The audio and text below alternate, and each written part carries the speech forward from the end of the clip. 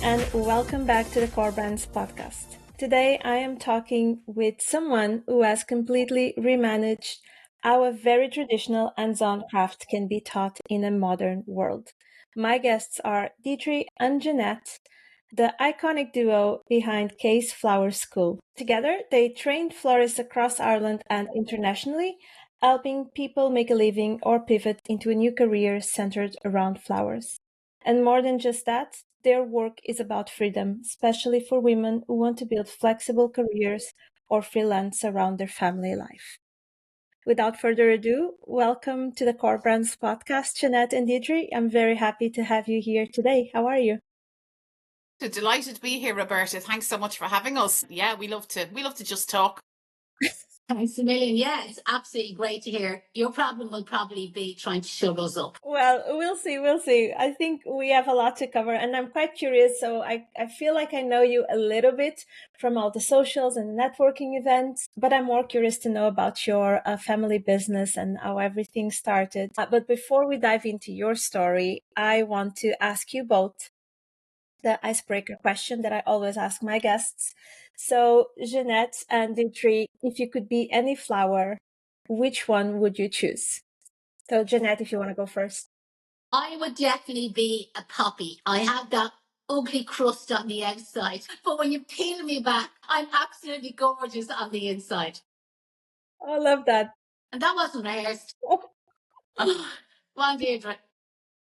I suppose what flower would I be? I would probably be a bit like myself. I would change quite a bit with the season. So probably in February, March, I'd be a daffodil that I'd be sort of bright and vibrant. This time of the year, I'm probably more fluffy and waiting for the sun to shine. So I'm probably more like a peony. And then come Christmas, when we're up to high dough, I'm probably like a rose. I look beautiful, but I have thorns. I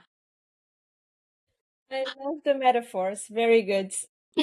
Yeah, I think I'll be more like a peony as well, or a sunflower. I love sunflowers. I think Yeah, they're really, they are beautiful.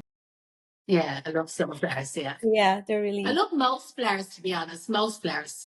Same. I was actually thinking about it when I was writing the question. Like, what would I say? I love all the flowers. There was a time that I didn't really like much carnations. But now I like them again. So yeah, all the flowers. And there's so many unusual varieties and shades of carnations. It's not like years ago that there was just red, pink, and white, where now there's so many unusual shades of carnations. They're back on trend. And I think it's because they always say coming into a recession, carnations become very popular again because they're such a long lasting flower. They're great value for money and people enjoy them. And the scent of them is just, it's like cloves. Oh my God, it's beautiful. Yeah, in Portugal, the carnations have a very specific meaning. I don't know if you know about that, the red carnations. So back in the day when Portuguese army was fighting against the fascism, all the military in Portugal had a revolution against the government, but it was a silent revolution, so there was no blood. So the militaries, they put carnations, red carnations on their guns instead of shooting them. So it's kind of like it represents our Freedom Day. That's what we call it. And it's on the 25th of April. Amazing. Yeah, that's a nice way of protesting as well, isn't it? Yeah, it was a peaceful protest. Yeah. It completely changed the country and everything. So it's just a side story. Oh, that's interesting. That's brilliant. Yeah. Okay, so Janette, maybe if you want to start by telling me a little bit about the early days of Case Flowers. I know it started back in the day, but it evolved and pivoted into something completely different in terms of business. So, okay. So back in 1987, because that's when we started, there was absolutely no facility for anyone to train as a florist in Ireland. There was no way. And the only way people could train, and it was normally family business. So if your mum or your aunt or your sister was a florist, they then trained you. And it was kept very close shop. So it was all very family orientated. And the only people that became florists, a little bit like the undertaker business in Ireland as well, it was all kind of kept, kept to themselves. Nobody told anything outside the business, and it was impossible to enter it if you were an outsider. So we came on board and we decided that we were going to make floristry a lot more open, more accessible to people who wanted to train as a florist. So back in 1987, along with my mum, it was actually my mum's idea, and she's called Kay, and that's where the name Kay's Flower School came about. Well, back then we actually called it Kay's School of Floristry. That was the name of the business. So we set up the school on a very small scale. First of all, night classes, then weekend courses, then we started to extend it into our professional commercial programs. And fast forward then, Deirdre will probably fill in more in between, but come 2020, like everybody else, COVID hit, and suddenly our business was at a standstill. And we had to make a decision, are we going to close our business or are we going to pivot? Now, at this stage, Deirdre was on board. So Deirdre and myself are sisters. A lot of people don't realise that, but she filled in the in-between situation. And we said, right, we can sit at home during COVID, a bit like everybody else, make banana bread and bang on the weight, you know, that way, and watch our business go down to Swanee. Or we could go back. The premises was empty. And at that stage, nobody could move within 5 kilometres, but we were just within that zone. So we said, we'll go back to the school. We were sisters. We were in our own little bubble. So we said, we will go back to work, you know what I mean, kind of secretly and privately, yet we were within the law. And we started to record all the classes. Now, this was something we had never done before. It was outside our comfort zone. So I was used to teaching. At that stage, I had 30 odd years experience behind me, and Deirdre's very technical, so she understood about recording and editing, etc. Now, I'm saying that she did have to get an extra little bit of training. So we started back in school, and I said, oh God, how are we going to start? And she said, just imagine the students are in front of you. Teach them as if they were here. Stop as if they were asking questions, and answer the questions that you know they're going to ask, because every group seems to ask the similar questions and they have the same problems. And then we kept pausing the videoing so that we could show it from different angles, the same way I would do it at a class. I would show it from different angles, and that's how we actually pivoted to online training. So that's it all very short now. Yeah, I believe there must be much more to that. Is there anything else you want to add, Deirdre? I suppose probably the biggest challenge when we did start the online was getting people to realize that it would actually work. We were very lucky. The very first module we did, SkillNet came on board and they funded the course 50%. So the students only had to pay 50% of the cost of the program. And the flowers they were getting was probably 30% of the program, because we had to then try and organize for the flowers to come from Holland to the students and the logistics of that. So we got that sorted, and so basically all of the students that had already booked into classroom-based courses, we had a booking fee from them, and we gave them the option they could have the booking fee returned or they could come on to the online course. And they were getting to 50% off. So we're like, okay. Most of them did it, and they were blown away. And we were blown away, to be quite honest with you, because we would have been of the mindset that you couldn't teach floristry online. Yeah. And I do believe that it still can't be done online unless you're an experienced floristry teacher. And that's what we had in our favor, was that the experience that Janette had behind her in training florists. And when we started to see what these students were producing, we were like, this is actually better than what they would have produced in the classroom. They were actually becoming more qualified, I suppose, for want of a better word. They were actually being trained much better online. The reason being, when they came to the classroom, they saw it once being demonstrated. They made it once with Janette or myself on their shoulder, and they went home. And they may have made it again, but they didn't get any feedback as such, where with the online, they could watch the tutorial as many times as they want. They made it, they could take it apart. They made it again, they could take it apart, and they were constantly getting feedback. And again, our training evolved in that initially we done it all through a Facebook group. And they'd post a photograph in a Facebook group and we would give them feedback. But Janette can talk quicker than she can type. And she was like, would we not be better off doing this through WhatsApp? So we then although we still have the Facebook group, which we call our Bloom Room, then we brought in the WhatsApp. So they all have one-to-one WhatsApp with Janette throughout the program. And it was the feedback from them and the testimonials that our students did was really what eventually got the word out there that, yes, this actually works. That was really our biggest challenge. And we were, I won't say we were criticised, but I suppose we were criticised that we were teaching online and that it wasn't something that it could be taught online. And there was a lot of backlash that way from florists, to be quite honest with you.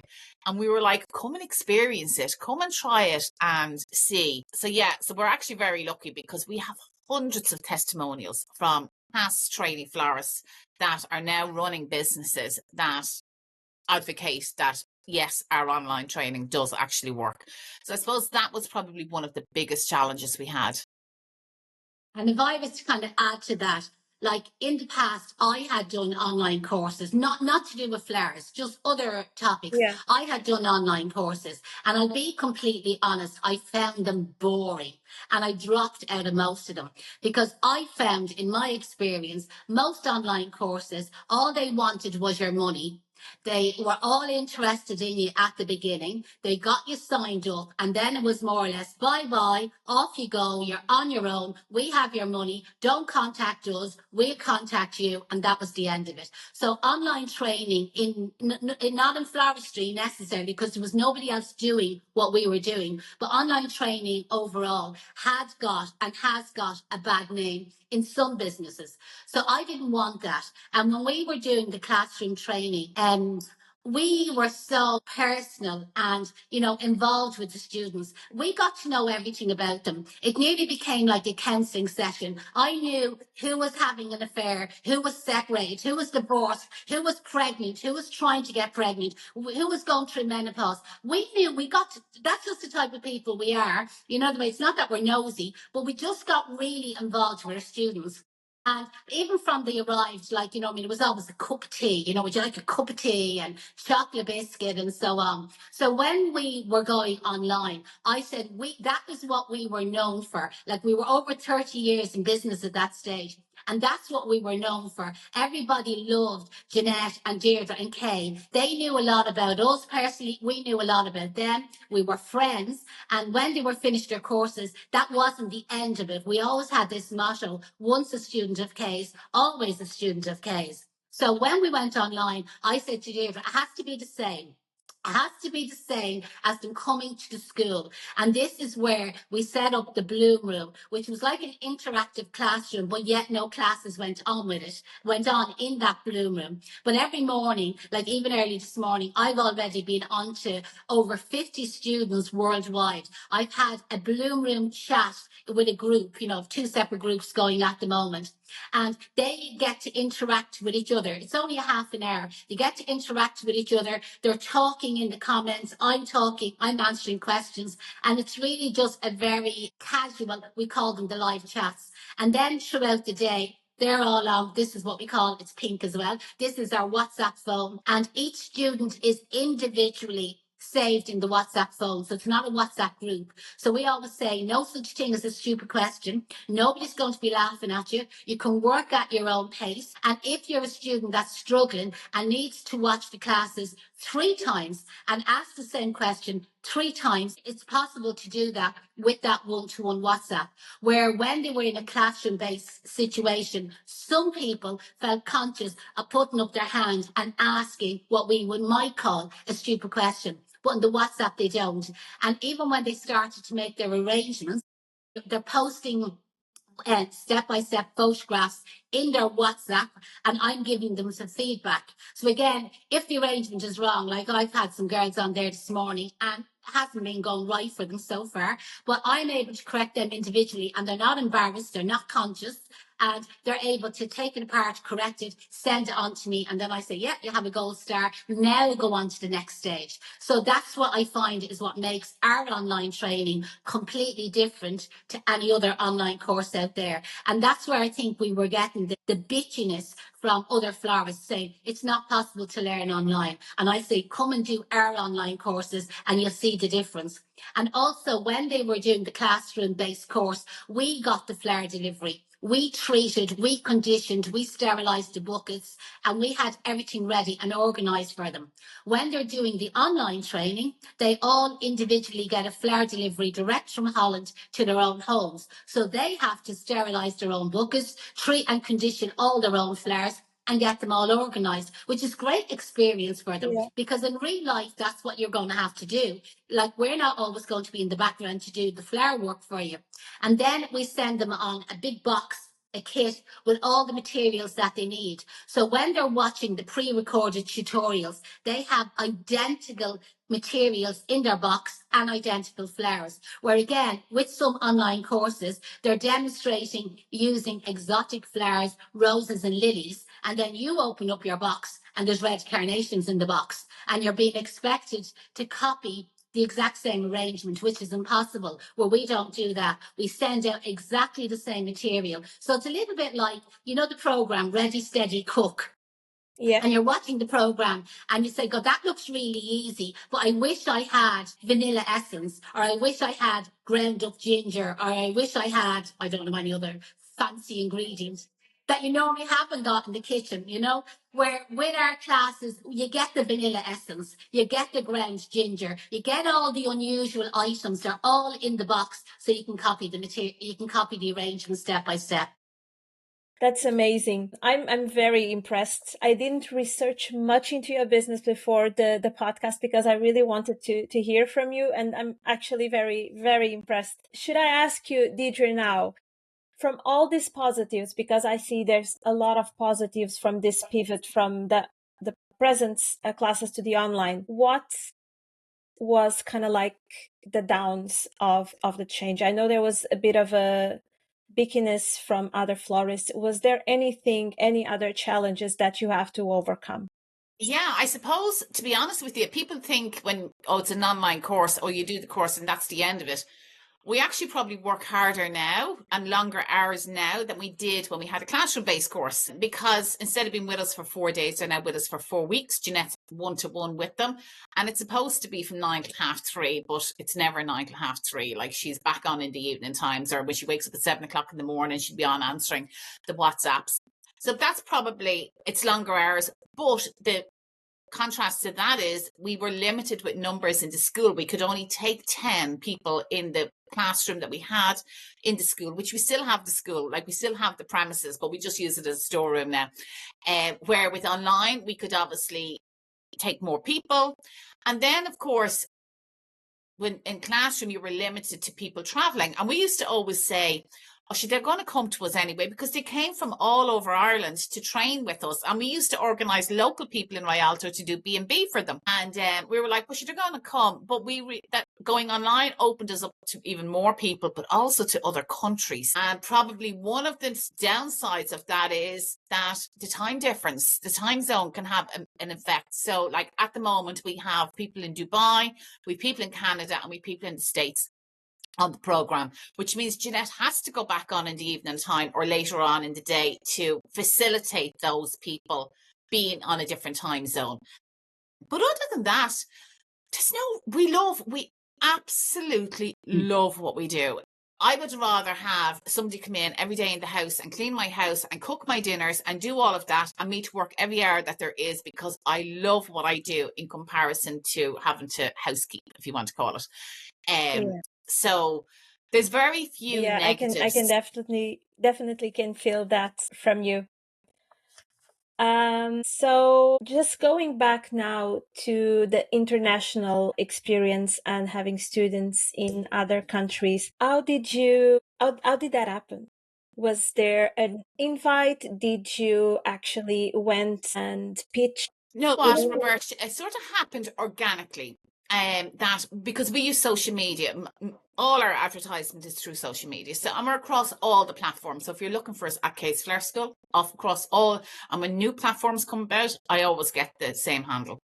But we're across all the platforms, and then we were getting American students. We were like, oh my God, this is mad. And we actually had a map in the school, and we were marking on the map. Yeah. Don't bother, but we were marking on the map where we were reaching.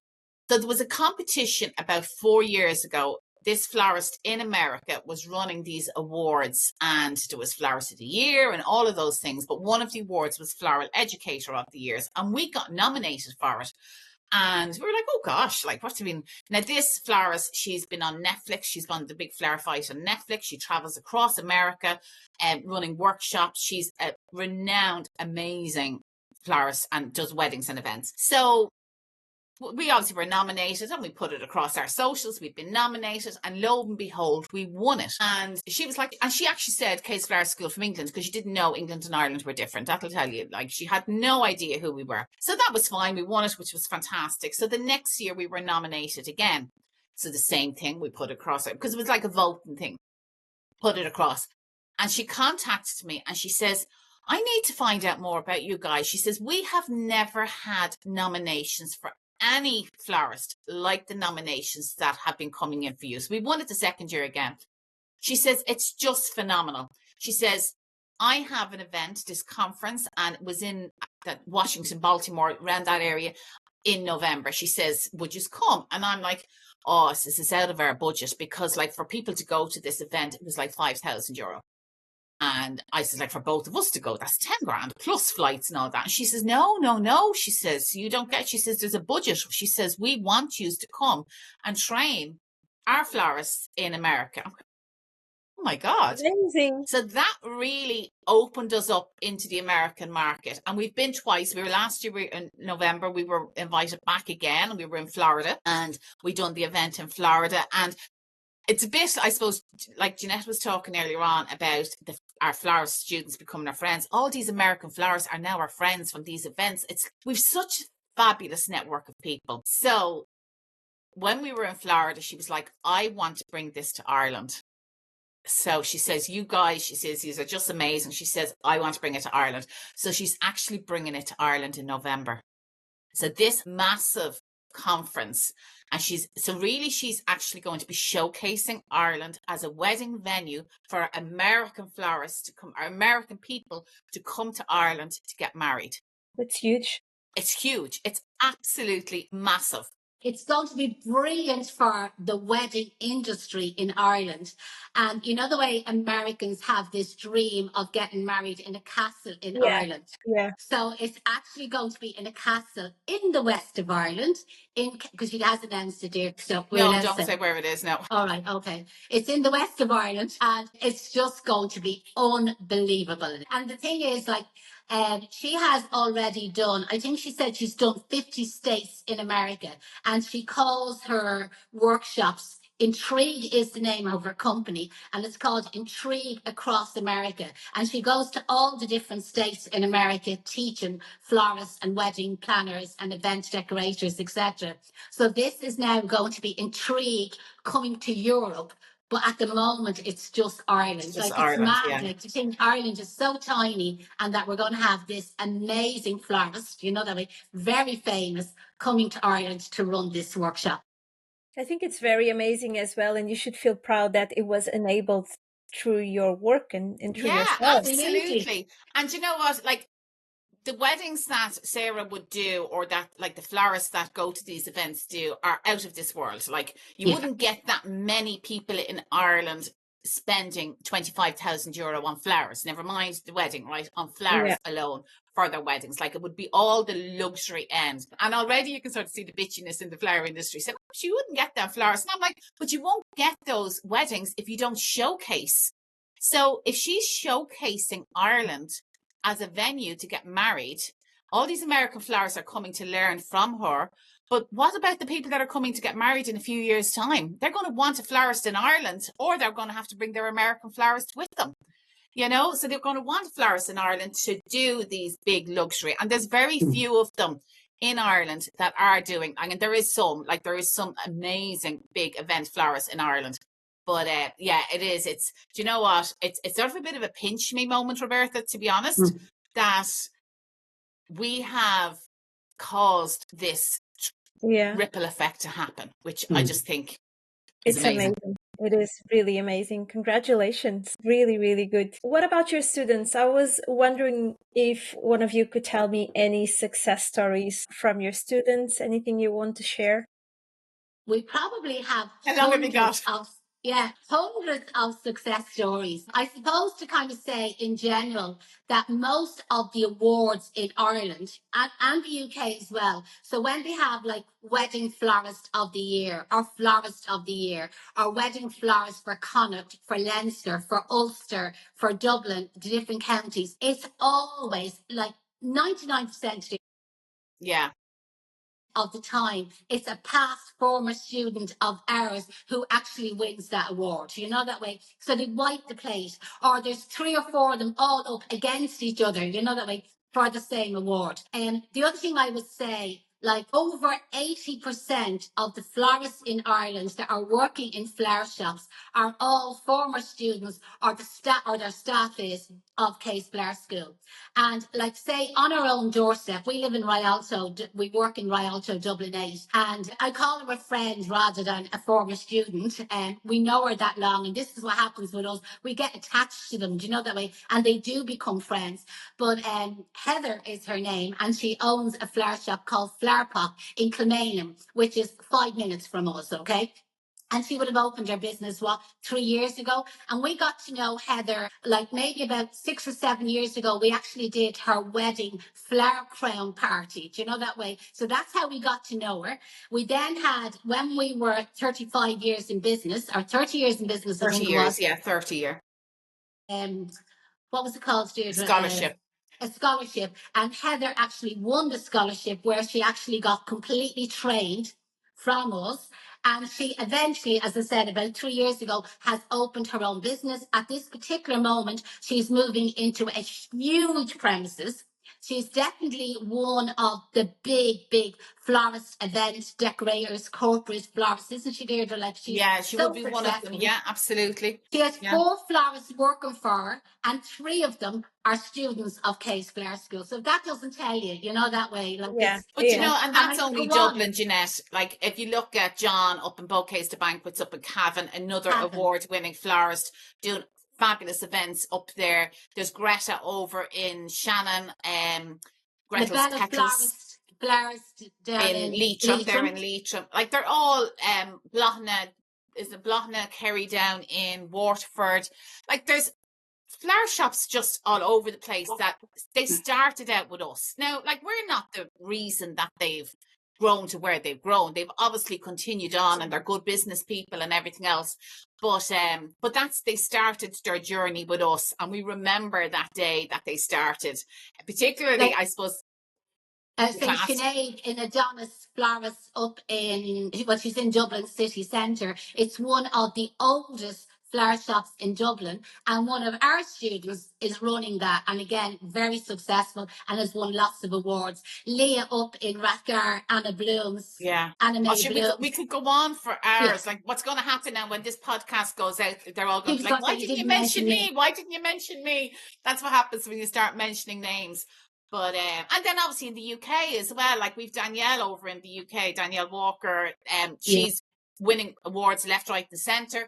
So yeah, like it's just, it's sort of, I suppose that's what gives us the buzz is as much as we love the teaching, is watching them, and I know, excuse the pun, but blossom, you know, and you see them starting out and they're so nervous and they're so worried about, you know, getting the flowers in the right place. And obviously, along with our courses, it's not just a flower course. We teach the business of floristry. We teach the buying, the selling, the costing, the pricing, the marketing. And what we don't know, we get experts in to talk to them, to give them a start in what they want to do.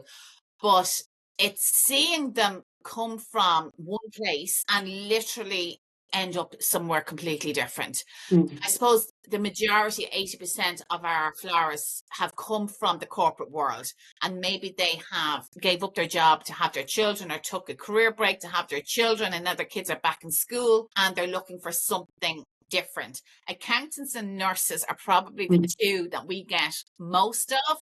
That's interesting. Moving into accountants must hate their job, because we get so many accountants that come to us and they say they cannot stand their job and they want to do something more creative. And it's like chalk and cheese, accountancy and floristry, you know, that way. But the amount of them is just unbelievable. Yeah, and that's really, and the healthcare, Like that is what, you know, like we open a magazine and we see a florist and we're like, oh my God, that's one of ours. Yeah. Like that's, you know, and they might have trained with us 10 years ago, or they might have trained with us 2 years ago. Like they're still ours. They're still our, you know. Yeah. Once a student of case, always a student of case. Yeah. And I know it's difficult to compare, but when you were delivering the classes in person, my question is, I know that you started the online classes during COVID to kind of like pivot through the change that the world was going through. But do you notice that after COVID, then people are more looking to, you know, just where you're saying accountants looking to do something more creative? Do you think that changed kind of like the mindset of people, and now there's more people looking to do more creative jobs and looking for their true I think during passion? COVID, yes, definitely. I think now it's sort of, we've nearly gone back to pre-COVID days. The rat race is going mental again and nobody has time. And we said during COVID that we were going to grab this opportunity and slow down. Yeah. And, you know, that hasn't happened. Everyone is back racing around again. The accountants are back studying again. Yeah. You know, I suppose I actually think it's lifestyle that people will make people change what they're doing. And normally, like, be it children, or they've got a dog and they want to stay at home with their dog, or they might have a parent that is now needs care and they have to either take time out from their job, but everybody wants to work. Everyone wants to be self-sufficient. They want to be able to, like, a couple of years ago, we had a girl and she worked for a couple of years, got pregnant, had 2 kids, got married, had 2 more kids, was literally raising kids for like 10 years, literally a rat race. Her marriage broke down and she said she wanted to do something that she could work around her children, and she wanted to be financially independent. That girl is now running a really, really successful shop down in Cork. She's absolutely flying it. You know, she'd still be in contact with us through social media, and she'd say, only for yous, I wouldn't be where I am.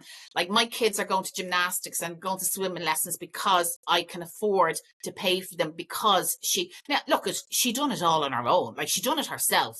We just guided her. Like, you wouldn't take away the hard work that she has put in, massively hard work.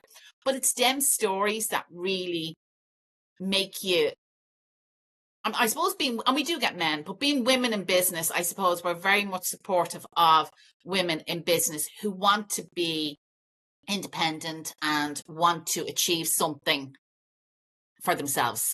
Yeah, absolutely. And like, I know, again, Deirdre, we could go on, and this is just another Cork example in my head. Like, do you remember Katrina in Macroom? Yes. Enchanted Flowers. And she came to us, and I think she had about 5 or 6 kids, but she had a brand new baby. He might have been 6 weeks old or whatever. And she came, this was classroom based, and she came to Dublin for months, okay? And her husband, he was minding and rearing the new baby. And like, I don't, like, is that 20 years ago, Deirdre? And she's now on 17 years. I think she said second or third premises. She runs a massive, huge, big business down in Macroom, County Cork. And even earlier when I mentioned Sinead Adonis Blooms, she had a brand new baby at home when she was doing her courses, because she'd come in sometimes and she'd be tired and say, I'm up all night, like, 4-week, 6-week-old baby, blah, blah, blah. But even the girls that we have over in Scotland, Deirdre, at the moment, one of them has a brand new baby. She's on maternity leave. Her mum is doing the course as well, because the two of them eventually want to open up their own business. So it's just gas, like, yeah. Again, the way we know everything about it, I'm saying, send me a photograph of the baby. Yeah, I think it's more, yes, people are looking to leave career, but I think it's more around lifestyle changes that you see them. Or again, we'd get people and they're like, I've always wanted to do flowers. I always was creative. I always was doing flower arrangements for at home. Don't walk by here. And I want to now make money from it. So that's sorry, my son was just going to walk by there. All right. That's really what we're seeing more of all the time, is that I don't know very many people that don't love flowers, like, in fairness, whether it's to get them. And the thing about the flower industry, Roberta, is you're dealing with emotions all of the time. So as we say, it's the hatching, matching and dispatching. You know, the hatching that the new babies and they get flowers, the matching it's the weddings, the dispatching is the funerals. And no matter who you're bringing flowers to, whether it's a funeral, whether it's a baby, the first thing they'll do is they'll smile when they see the flowers. It's always, you know, and whether it's the saddest funeral, it's the last thing. And like we say as florists, like to be able to do flowers for somebody who is, it's the last gift to give somebody, you know, like we're honored. It's an honor as a florist to be able to do that. Yeah, absolutely agree. Yeah. There's roadworks over here and I can just hear them making noise outside.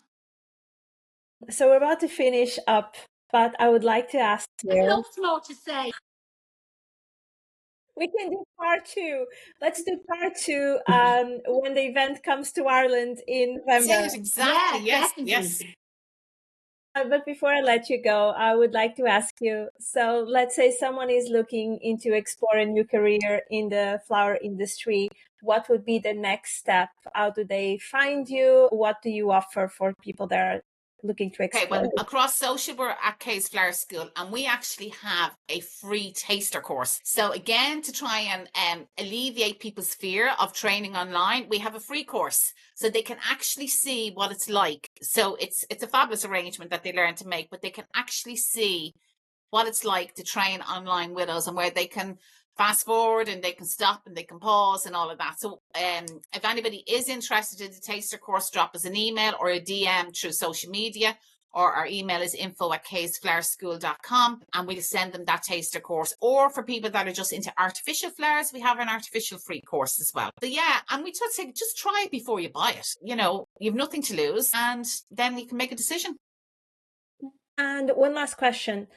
Let's say that someone is looking into the course, but there's no plans going into business, just as a hobby. Are your courses for people that are looking just to explore an hobby as well? Absolutely. And again, like we say, we've 2 modules running at the moment, and between them we have 50 people.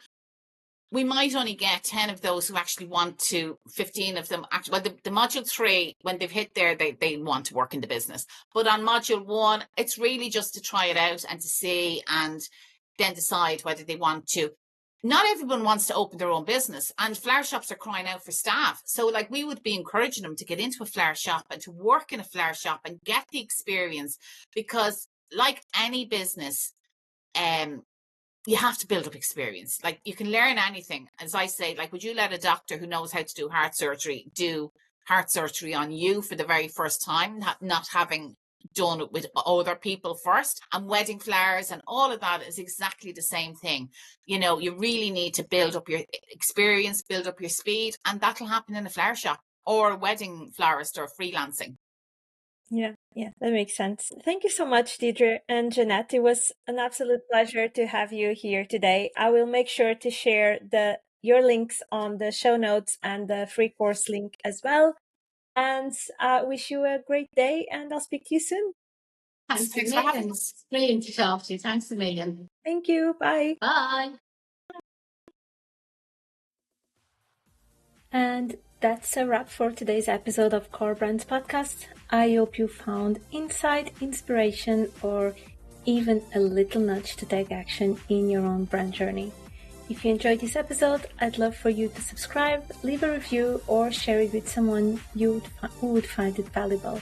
And if you want to keep the conversation going, you can find me over on Instagram @Design by Roberta. Thanks for tuning in, and until the next time.